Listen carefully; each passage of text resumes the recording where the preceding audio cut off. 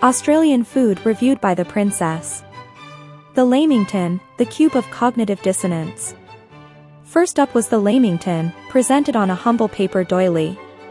Maylin poked the desiccated coconut with a single, perfectly manicured finger.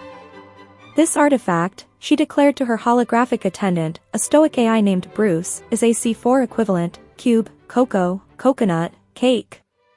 The structural integrity is questionable. Bruce, initiate sensory analysis. Bruce projected a 3D model of the cake, labeling the components. Maylin took a bite. Her eyes widened slightly, a flicker of surprise in her usually serene expression. Observation: the chocolate infusion is rudimentary, lacking the complexity of a Neo-Xanadu synthesized cocoa bean, she dictated. However, the jam layer, a primitive adhesive of processed fruit, introduces an unexpected, almost aggressive sweetness. The primary issue is the external molecular coating, she tapped the coconut. It is dry, abrasive, and adheres to the tongue like a failed quantum entanglement experiment. Verdict: a confused dessert. 3/10. Needs more glitter and less static cling. The meat pie, a thermal anomaly. Next, the quintessential meat pie. The princess regarded the golden pastry with suspicion.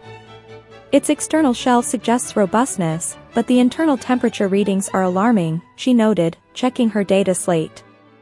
Bruce, are you certain this is not a compact geothermal vent? Nah. Your Highness, Bruce replied with a digital shrug.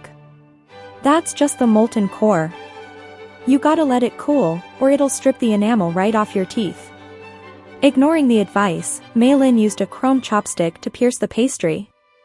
A plume of steam escaped. She cautiously scooped up a minute amount of the filling. The composition is ground bovine muscle, suspended in a rudimentary brown viscosity, she analyzed.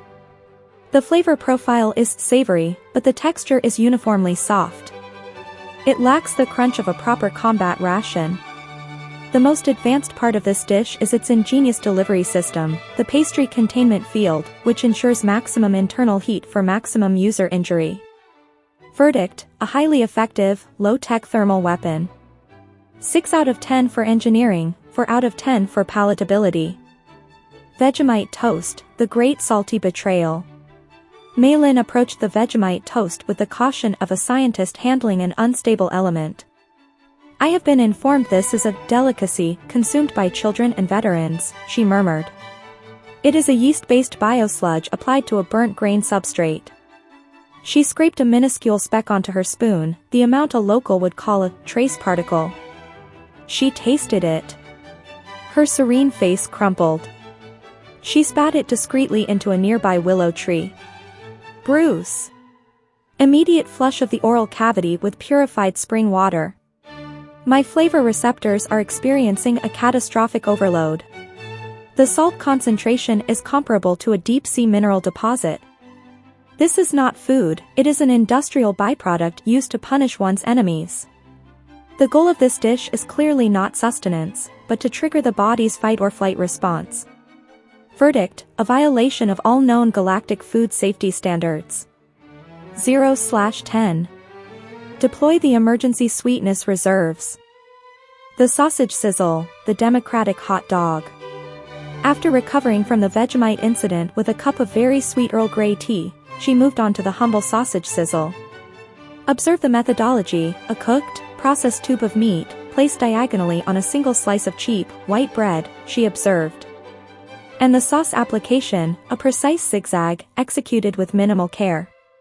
This dish is entirely lacking in pretense. She took a bite, careful not to lose the sausage. Analysis: the simplicity is refreshing. There are no illusions here. The flavor is immediately understandable. The bread is simply a biodegradable handle for the meat delivery. The sauce is merely a lubricant. It is highly efficient. It is also, remarkably, not actively attempting to harm me. She paused, considering. This must be what the common citizens consume during their voting rituals. It provides simple sustenance for maximum civic participation. Verdict: utilitarian perfection. It does exactly what it promises. 8 out of 10. -1 point for the lack of a proper hover tray. Chicken Parmigiana, the Parma, a plate of plenty. Finally, the chicken Parmigiana arrived, a mountainous stack of schnitzel, tomato sauce, and cheese, served with a side of chips and a minimal salad. Mei Lin looked at the plate. Then she looked at the pub full of people eating similar plates. This is not a dish, it is a geographical landmark, she concluded. It requires strategic planning to consume. The central protein element, chicken, is fried, a technique we abandoned on Neo Xanadu for its inefficiency, but the cheese sauce matrix provides a blanket of warm, comforting protection. She took a large, decisive bite. Her eyes closed in thought.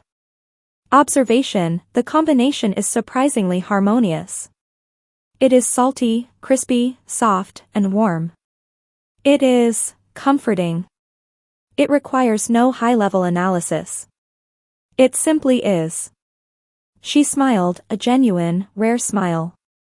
It is the dish of the people. No nanotechnology, no hyper-complex flavors. Just satisfaction. Final verdict, a successful cultural infiltration. It is crude, oversized, and structurally unsound, but undeniably delicious. 9 out of 10.